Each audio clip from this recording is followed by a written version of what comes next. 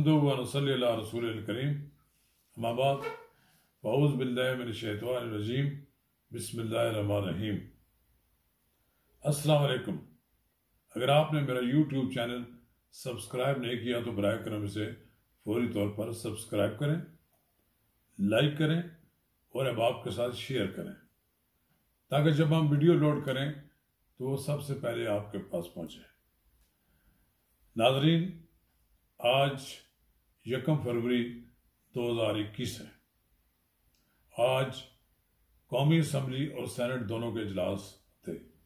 आज हम आपको पार्लियामेंट की डायरी में कौमी असम्बली में होने वाली हंगामा आराई से आगाह करेंगे।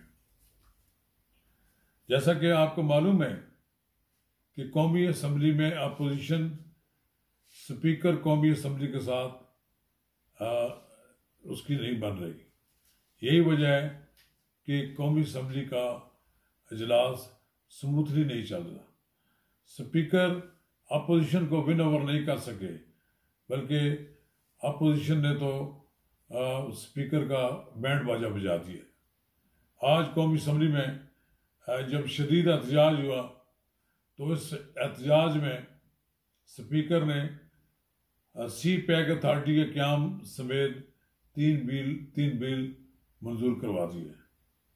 हुकूमत ने फेडरल मेडिकल टीचिंग इंस्टीट्यूट इंसदाद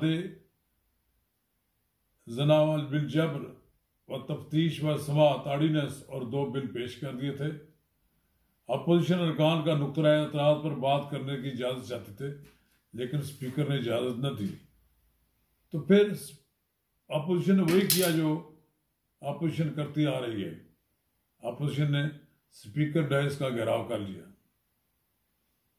एजेंडे की कापियां फाड़ दी और फिर स्पीकर के खिलाफ नारेबाजी की और इन कापियों को स्पीकर डायस की तरफ उछाल दिया। बहरहाल आज एक नया नारा लगा। अपोजिशन अरकान ने शदीद नारेबाजी की और उन्होंने नया नारा लगाया। वो नारा ये था कि जागो जागो स्पीकर जागो। स्पीकर को इस बात का एहसास दिला रहे थे कि वो जागें और अपने इख्तियारात का इस्तेमाल करें। स्पीकर तो बिल्कुल सोए हुए वाकई हैं। ना तो वो किसी रुकन पार्लियामेंट की का प्रोडक्शन आर्डर जारी करते हैं और ना ही अपोजिशन को अकोमोडेट करने की कोशिश करते हैं। फिर दूसरा नारा ये लगा, शर्म करो व या करो, स्पीकर को रहा करो। फिर एक और नारा लगा, वोट चोर जान छोड़ो, ज़मीर फरोशो, चीनी आटा गैस बिजली चोरो जान छोड़ो, गली गली शोर, गली गली में शोर है, स्पीकर हमारा कमज़ोर है।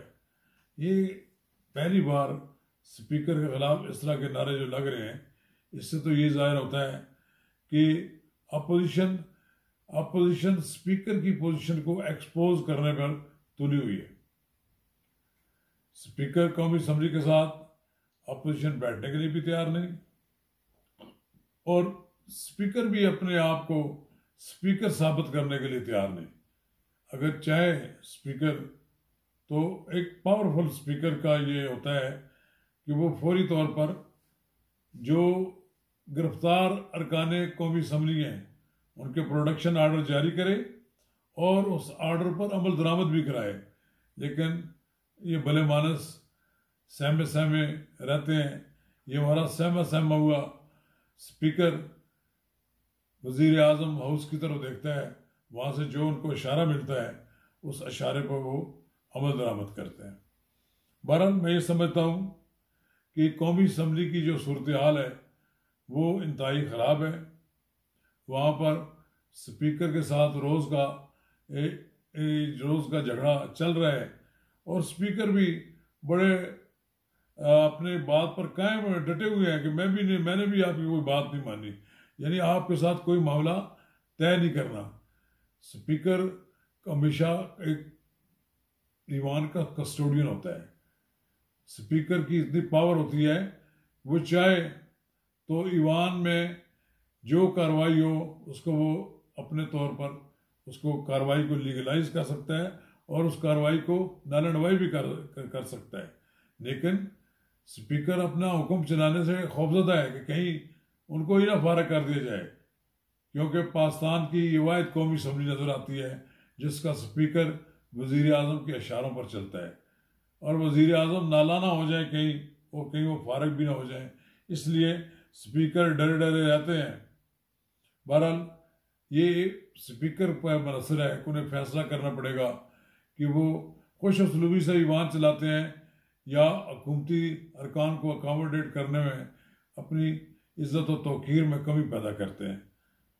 इस तरह सेनेट में के इजलास में भी एक शोर शराबा हुआ। आज जर्नलिस्ट ने वॉकआउट किया।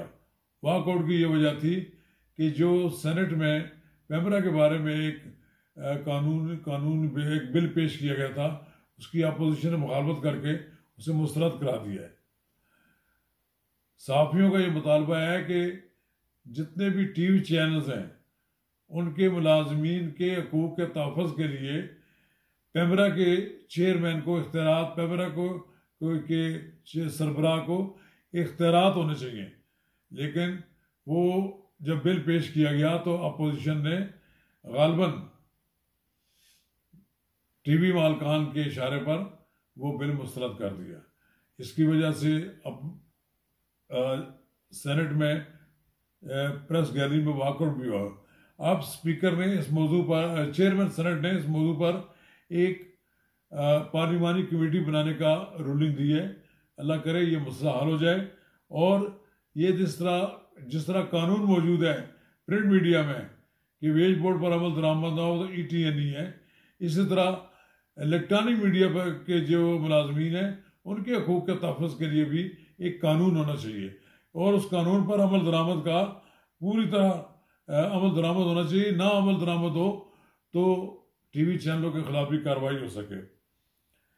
इस तरह सेनेट की मजलिस कायमा का भी इजलास हुआ है पेट्रोलियम का, जिसमें बताया गया कि पाकिस्तान में 4000 से ज़ायद गैर कानूनी पेट्रोल पंप हैं।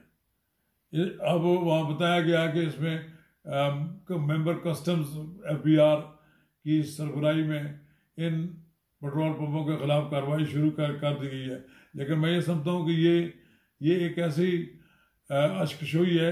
ये हुकूमत को मालूम है, ये FBR को मालूम होता है कि कहाँ कौन कौन से पेट्रोल पंप गैर कानूनी तौर पर काम कर रहे हैं, लेकिन उनके खिलाफ कोई कार्रवाई नहीं की जाती।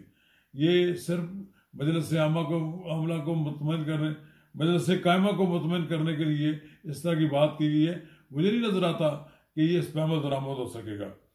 इसी तरह सेनेट के लिए उम्मीदवारों की दरख्वास्तें मांग ली हैं पाकिस्तान पीपल्स पार्टी ने, और उसके लिए 8 फरवरी तारीख मुकर्रर की गई है। इसका मतलब यह है कि पीपल्स पार्टी ने खुलकर अपना खेल खेलने के लिए मैदान में आ गई है।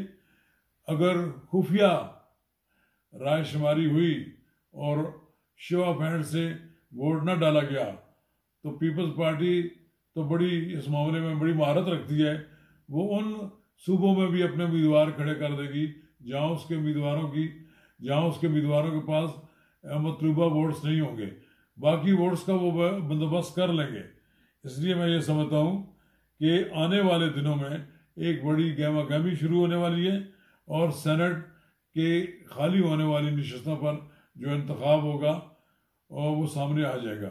इसी तरह पाकिस्तान मुस्लिम लीग नून ने भी अपने उम्मीदवारों के बारे में फैसले करने हैं, और मुझे लगता है ऐसा ही है कि इस बार पंजाब से कुछ लोगों को टिकटें नहीं मिलेगी, और जो पंजाब से बाहर पहले मिले हुए थे उनको भी फारग कर दिया जाएगा। अलबत्ता इस वक्त मोहम्मद ज़ुबैर जो मियाँ नवाज शरीफ और मरीम नवाज के तर्जमान भी हैं, उनको पंजाब से टिकट दिए जाने का इम्कान है।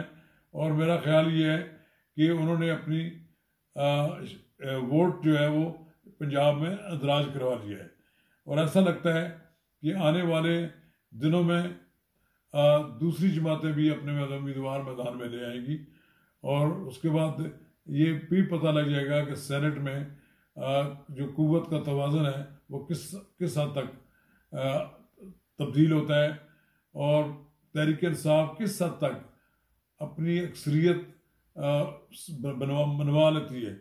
मुझे मुश्किल नज़र आता है कि 1-2 वोटों से ज़्यादा उसको अक्सरियत हासिल नहीं होगी।